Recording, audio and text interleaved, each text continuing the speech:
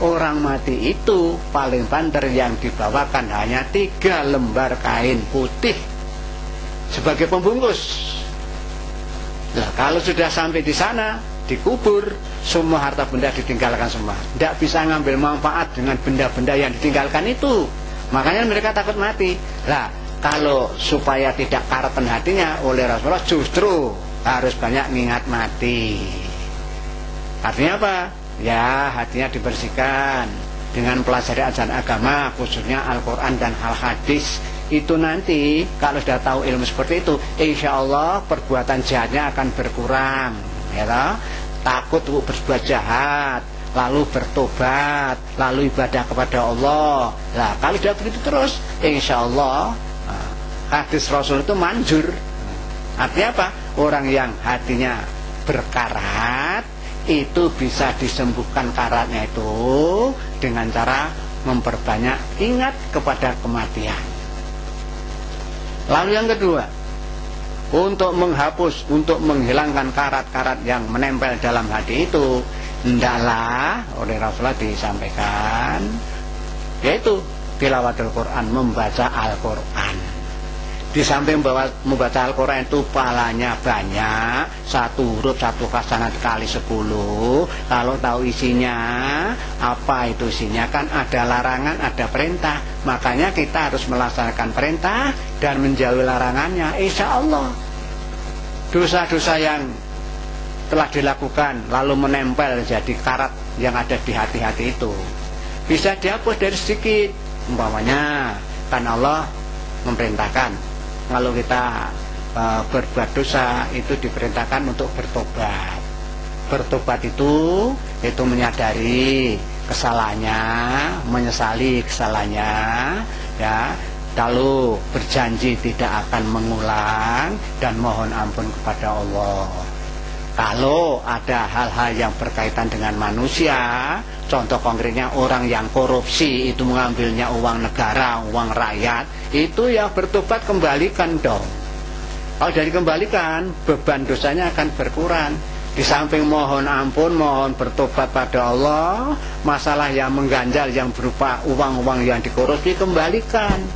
Lalu mohon maaf kepada yang bersangkutan. Nah, tentang urusan keduniaan, bagaimana hubungannya dengan pemerintah dalam kaitan mengembalikan uang itu, ya terserah bagaimana yang berlaku. Hanya kalau kita sudah bertobat seperti itu, uangnya kembalikan, kita bertobat, tidak akan mengulang, dan kita berbuat baik-baik sampai kita beramal soleh, menyesali betul perbuatan saya itu, terus beramal soleh terus, minta ampun terus, berdoa terus, insya Allah dosa itu makin lama makin hilang. Berarti karat-karat yang menempel dalam hati juga akan hilang. Sehingga kalau toh sampai mati, ya toh, kalau sudah mati kita kembali dalam keadaan orang yang bertobat, ya toh. Jadi kalau kita kembali pada Allah, ya dosa kita telah berkurang. Syukur-syukur sudah terampuni semuanya. Nah, begitu. Itu ajaran agama Islam seperti itu. Itulah para pemirsa, beberapa hadis yang disampaikan dalam rangka kita akan mengawali mempelajari Al-Quran. Masih ada lagi penjelasan menjelaskan bahwa orang yang terbiasa membaca Al-Quran, ya sudah terbiasa membaca Al-Quran, Quran itu besok di akhirat akan memberikan syafaat kepada pembacanya. Ini sabda Rasul yang jelaskan begitu. Jadi Quran itu besok akan beri syafaat kepada pembacanya. Artinya apa? Orang terbiasa membaca Quran, membaca saja ya silahkan. Lebih baik lagi kalau tahu artinya. Lalu apa yang telah diketahui sebagai perintah kita laksanakan, apa yang kita ketahui sebagai larangan kita jauhi.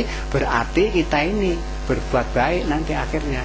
Nah, memenuhi perintah Allah. Nah, orang seperti ini besok akan diberi syafaat oleh Al-Quran. Artinya apa? Kalau kita mau disiksa oleh Allah, Quran berbicara pada ya Allah, berbicara kepada Allah, ya Allah, si A, si B, si Fulan ini dulu biasa mempelajari saya. Lalu apa yang diketahui dari isi saya Al-Quran itu mereka amalkan. Lah, oleh karena itu saya mohon ya Allah, orang-orang yang seperti itu bebaskan dari dosa, ampunlah dosanya. Nah, begitulah itu namanya Quran beri syafaat. Apa tidak ingin kita itu? Justru syafaat Al-Quran itu lebih manjur, lebih afdol kalau dibandingkan dengan syafaatnya para nabi ataupun para malaikat. Lah, kalau kita sudah tahu ilmu seperti ini, mbok iya, itu. Mari kita pelajari Al-Quran ini sebaik-baiknya. Mari, saya sebagai pemandu. Jadi caranya kita ngaji bersama begini, saya menyajikan, membaca, mengartikan, menjelaskan. Para pemirsa di tempat masing-masing, entah di rumah, entah di kantor, entah di mana saja, di masjid, di madrasah. Ayo pas ada acara seperti ini, kita semua buka Al-Quran. Ya, setelah saya baca, para pemirsa ngikuti, ikut membaca yang saya baca itu. Setelah saya baca, lalu saya artikan kata per kata, ayat per ayat. Ayat per ayat, kata per kata, nanti satu ayat rampung, lalu saya baca, diterangkan artinya. Nah, nanti kalau sudah terbiasa begitu, para pemirsa mengikuti dengan cara belajar begini ini, nanti suatu ketika kalau pemirsa membaca sendiri, paling tidak waktu membaca itu ingat, oh ini artinya begini, oh maksudnya begitu. Nah, sekaligus berarti belajar membacanya dapat pahala, mengerti isinya dapat ya pedoman untuk pengamalannya, sehingga kita itu bisa mengambil manfaat bahwa Quran itu sebagai petunjuk bagi semua manusia, dan kita akan dapat manfaat dari bacaan Al-Quran itu.